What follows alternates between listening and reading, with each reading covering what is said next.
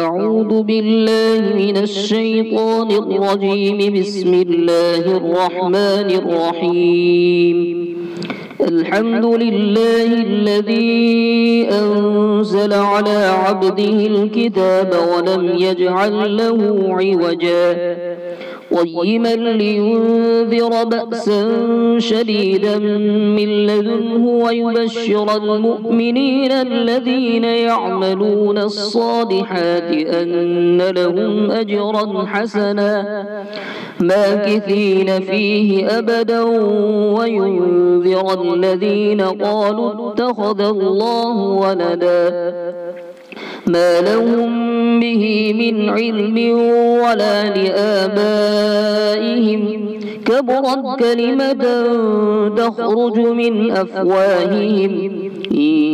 يقولون إلا كذبا فلعلك باخع نفسك على آثارهم إن لم يؤمنوا بهذا الحديث أسفا إنا جعلنا ما على الأرض زينة لها لنبلوهم أيهم أحسن عملا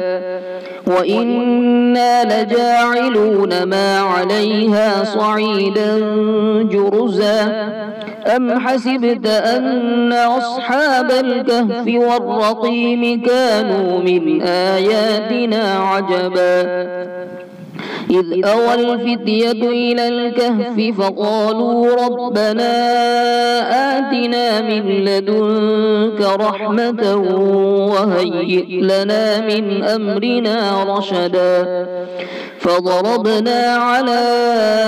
آذانهم في الكهف سنين عددا ثم بعثناهم لنعلم أي الحزبين أحصى لما لبثوا أمدا نحن نقص عليك نبأهم بالحق إنهم فتية آمنوا بربهم وزدناهم هدى وربطنا على قلوبهم إذ قاموا فقالوا ربنا رب السماوات والأرض لن ندعو من دونه إلها لقد قلنا إذا شططا هؤلاء قوم اتخذوا من دونه آلهة لولا يأتون عليهم بسلطان بين فمن أظلم ممن افترى على الله كذبا وإذ اعتزلتموهم وما يعبدون إلا الله فأووا إلى الكهف ينشر لكم ربكم من رحمته ويهيئ لكم من أمركم مرفقا وترى الشمس إذا طلعت تزاور عن كهفهم ذات اليمين وإذا غربت تقرضهم ذات الشمال وهم في فجوة منه ذلك من آيات الله من يهد الله فهو المهتد ومن يضلل فلن تجد له وليا مرشدا وتحسبهم أيقاظا وهم رقود ونقلبهم ذات اليمين وذات الشمال وكلبهم باسط ذراعيه بالوصيد لو اطلعت عليهم لوليت منهم فرارا ولملئت منهم رعبا وكذلك بعثناهم ليتساءلوا بينهم قال قائل منهم كم لبثتم قالوا لبثنا يوما أو بعض يوم قالوا ربكم أعلم بما لبثتم فابعثوا أحدكم بورقكم هذه إلى المدينة فلينظر أيها أزكى طعاما فليأتكم برزق منه وليتلطف ولا يشعرن بكم أحدا إنهم إن يظهروا عليكم يرجموكم أو يعيدوكم في ملتهم ولن تفلحوا إذا أبدا وكذلك أعثرنا عليهم ليعلموا أن وعد الله حق وأن الساعة لا ريب فيها إذ يتنازعون بينهم أمرهم فقالوا ابنوا عليهم بنيانا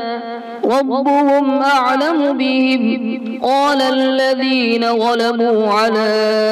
أمرهم لنتخذن عليهم مسجدا سيقولون ثلاثة رابعهم كلبهم ويقولون خمسة سادسهم كلبهم رجما بالغيب ويقولون سبعة وثامنهم كلبهم قل ربي يعلم بعدتهم ما يعلمهم إلا قليل فلا تمار فيهم إلا مراء ظاهرا ولا تستفت فيهم منهم أحدا ولا تقولن لشيء إني فاعل ذلك غدا إلا أن يشاء الله واذكر ربك إذا نسيت وقل عسى أن يهديني ربي لأقرب من هذا رشدا ولبثوا في كهفهم 300 سنين وازدادوا 9 قل الله أعلم بما لبثوا له غيب السماوات والأرض أبصر به وأسمع ما لهم من دونه من ولي ولا يشرك في حكمه أحدا واتل ما أوحي إليك من كتاب ربك لا مبدل لكلماته ولن تجد من دونه ملتحدا واصبر نفسك مع الذين يدعون ربهم بالغداة والعشي يريدون وجهه ولا تعد عيناك عنهم تريد زينة الحياة الدنيا ولا تطع من أغفلنا قلبه عن ذكرنا واتبع هواه وكان أمره فرطا وقل الحق من ربكم فمن شاء فليؤمن ومن شاء فليكفر إنا أعتدنا للظالمين نارا أحاط بهم سرادقها وإن يستغيثوا يغاثوا بماء كالمهل يشوي الوجوه بئس الشراب وساءت مرتفقا إن الذين آمنوا وعملوا الصالحات إنا لا نضيع أجر من أحسن عملا أولئك لهم جنات عدن تجري من تحتهم الأنهار يحلون فيها من أسابر من ذهب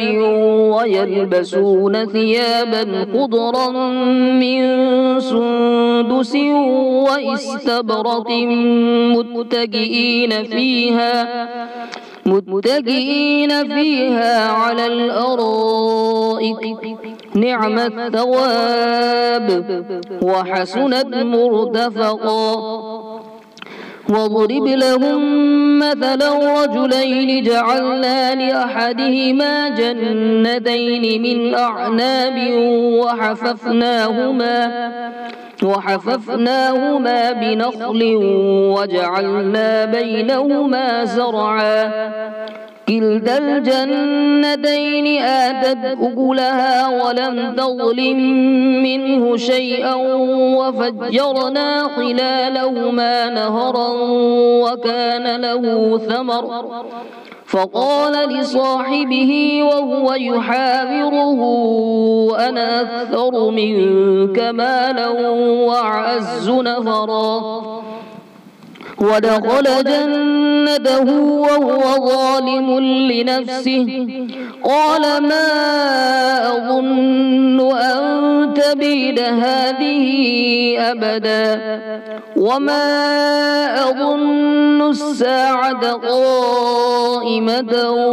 ولئن رددت إلى ربي لأجدن خيرا منها منقلبا. قال له صاحبه وهو يحاوره أكفرت بالذي خلقك من تراب ثم من نطفة ثم سواك رجلا لكن هو الله ربي ولا أشرك بربي أحدا. ولولا إذ دخلت جنتك قلت ما شاء الله لا قوة إلا بالله إن ترني أنا أقل منك مالا وولدا فعسى ربي أن يؤتيني خيرا من جنتك ويرسل عليها حسبانا من السماء فتصبح صعيدا زلقا أو يصبح ماؤها غورا فلن تستطيع له طلبا.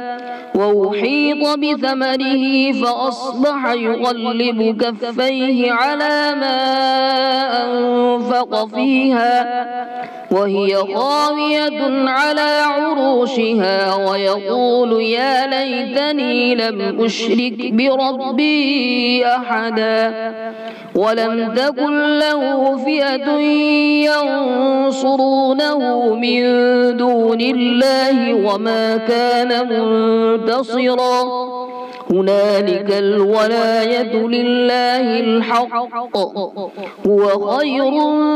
ثوابا وخير عقبا. واضرب لهم مثل الحياة الدنيا كماء أنزلناه من السماء فاختلط به نبات الأرض فأصبح هشيما تذروه الرياح وكان الله على كل شيء مقتدرا. المال والبنون زينة الحياة الدنيا والباقيات الصالحات خير عند ربك ثوابا وخير أملا. ويوم نسير الجبال وترى الأرض بارزة وحشرناهم فلم نغادر منهم أحدا وعرضوا على ربك صفا لقد جئتمونا كما خلقناكم أول مرة بل زعمتم أن لن نجعل لكم موعدا. ووضع الكتاب فترى المجرمين مشفقين مما فيه ويقولون يا ويلتنا ما لهذا الكتاب لا يغادر صغيرة ولا كبيرة إلا أحصاها ووجدوا ما عملوا حاضرا ولا يظلم ربك أحدا. وإذ قلنا للملائكة اسجدوا لآدم فسجدوا إلا إبليس كان من الجن ففسق عن أمر ربه أفتتخذونه وذريته أولياء من دوني وهم لكم عدو بئس للظالمين بدلا. ما أشهدتهم خلق السماوات والأرض ولا خلق أنفسهم وما كنت متخذ المضلين عضدا. ويوم يقول نادوا شركائي الذين زعمتم فدعوهم فلم يستجيبوا لهم وجعلنا بينهم موبقا. ورأى المجرمون النار فظنوا أنهم واقعوها ولم يجدوا عنها مصرفا. ولقد صرفنا في هذا القرآن للناس من كل مثل وكان الإنسان أكثر شيء جدلا. وما منع الناس أن يؤمنوا إذ جاءهم الهدى ويستغفروا ربهم إلا أن تأتيهم سنة الأولين أو يأتيهم العذاب قبلا. وما نرسل المرسلين إلا مبشرين ومنذرين ويجادل الذين كفروا بالباطل ليدحضوا به الحق واتخذوا آياتي وما أنذروا هزوا. ومن أظلم ممن ذكر بآيات ربه فأعرض عنها ونسي ما قدمت يداه إنا جعلنا على قلوبهم أكنة أن يفقهوه وفي آذانهم وقرا وإن تدعوهم إلى الهدى فلن يهتدوا إذا أبدا. وربك الغفور ذو الرحمة لو يؤاخذهم بما كسبوا لعجل لهم العذاب بل لهم موعد لن يجدوا من دونه موئلا. وتلك القرى أهلكناهم لما ظلموا وجعلنا لمهلكهم موعدا. وإذ قال موسى لفتاه لا أبرح حتى أبلغ مجمع البحرين أو أمضي حقبا فلما بلغا مجمع بينهما نسيا حوتهما فاتخذ سبيله في البحر سربا. فلما جاوزا قال لفتاه آتنا غداءنا لقد لقينا من سفرنا هذا نصبا. قال أرأيت إذ أوينا إلى الصخرة فإني نسيت الحوت وما أنسانيه إلا الشيطان أن أذكره واتخذ سبيله في البحر عجبا. قال ذلك ما كنا نبغي فارتدا على آثارهما قصصا فوجدا عبدا من عبادنا آتيناه رحمة من عندنا وعلمناه من لدنا علما. قال له موسى هل أتبعك على أن تعلمني مما علمت رشدا؟ قال إنك لن تستطيع معي صبرا وكيف تصبر على ما لم تحط به خبرا؟ قال ستجدني إن شاء الله صابرا ولا أعصي لك أمرا. قال فإن اتبعتني فلا تسألني عن شيء حتى أحدث لك منه ذكرا. فانطلقا حتى إذا ركبا في السفينة خرقها قال أخرقتها لتغرق أهلها لقد جئت شيئا إمرا. قال ألم أقل إنك لن تستطيع معي صبرا؟ قال لا تؤاخذني بما نسيت ولا ترهقني من أمري عسرا. فانطلقا حتى إذا لقيا غلاما فقتله قال أقتلت نفسا زكية بغير نفس لقد جئت شيئا نكرا. قال ألم أقل لك إنك لن تستطيع معي صبرا؟ قال إن سألتك عن شيء بعدها فلا تصاحبني قد بلغت من لدني عذرا. فانطلقا حتى إذا أتيا أهل قرية استطعما أهلها فأبوا أن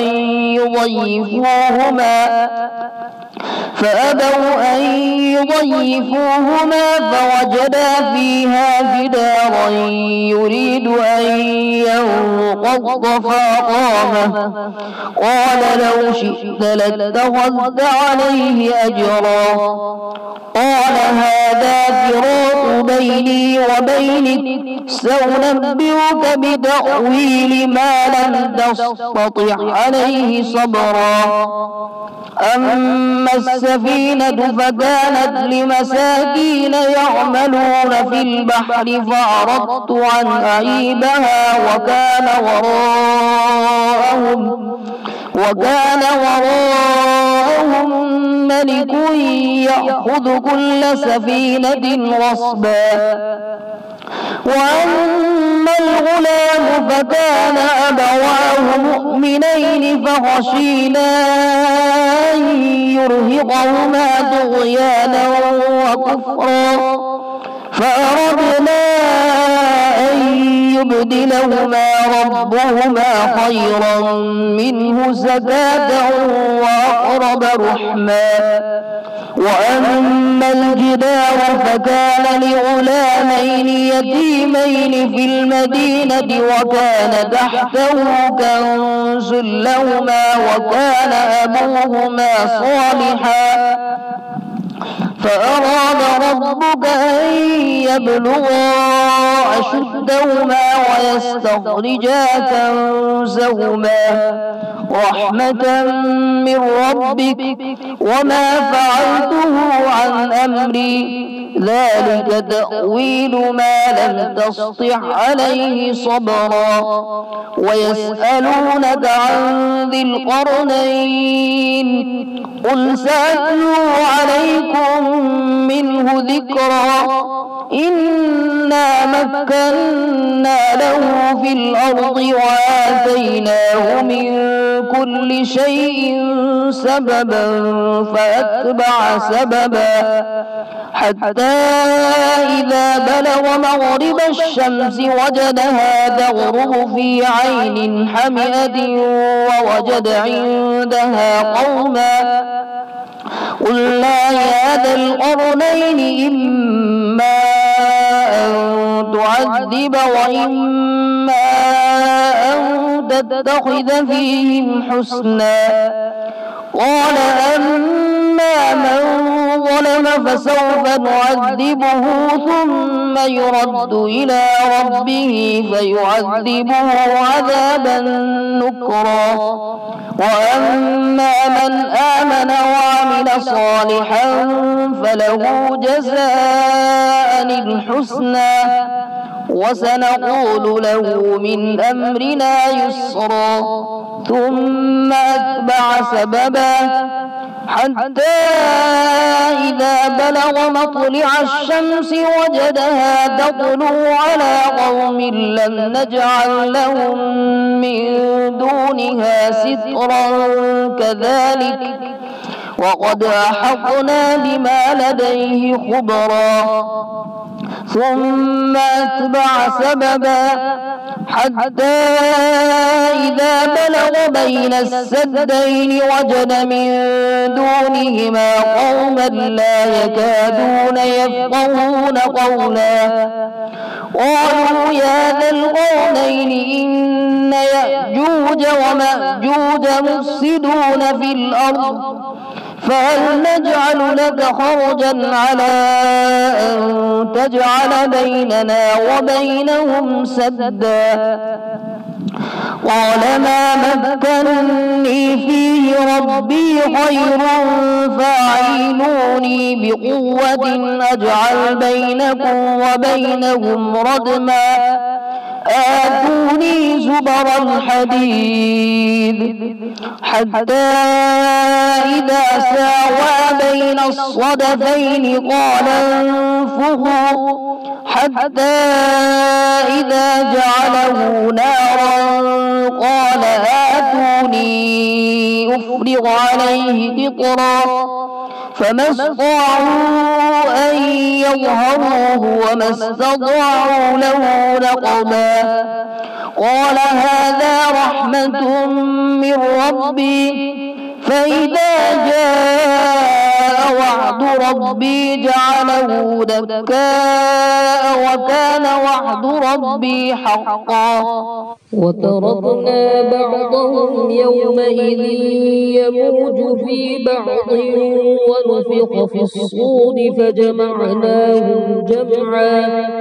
وعرضنا جهنم يومئذ للكافرين عرضا الذين كانت أعينهم في غطاء عن ذكري وكانوا لا يستطيعون سمعا أفحسب الذين كفروا أن يتخذوا عبادي من دوني أولياء إنا أعتدنا جهنم للكافرين نزلا قل هل ننبئكم بالأخسرين أعمالا الذين ضل سعيهم في الحياة الدنيا وهم يحسبون أنهم يحسنون صنعا أولئك الذين كفروا بآيات ربهم ولقائه فحبطت أعمالهم فلا نقيم لهم يوم القيامة وزنا ذلك جزاؤهم جهنم بما كفروا واتخذوا آياتي ورسلي هزوا إن الذين آمنوا وعملوا الصالحات كانت لهم جنات الفردوس نزلا خالدين فيها لا يبغون عنها حولا قل لو كان البحر مدادا لكلمات ربي لنفد البحر قبل أن تنفد كلمات ربي ولو جئنا بمثله مددا قل إنما أنا بشر مثلكم يوحى إلي أنما إلهكم إله واحد فمن كان يرجو لقاء ربه فليعمل عملا صالحا ولا يشرك بعبادة ربه أحدا صدق الله العظيم.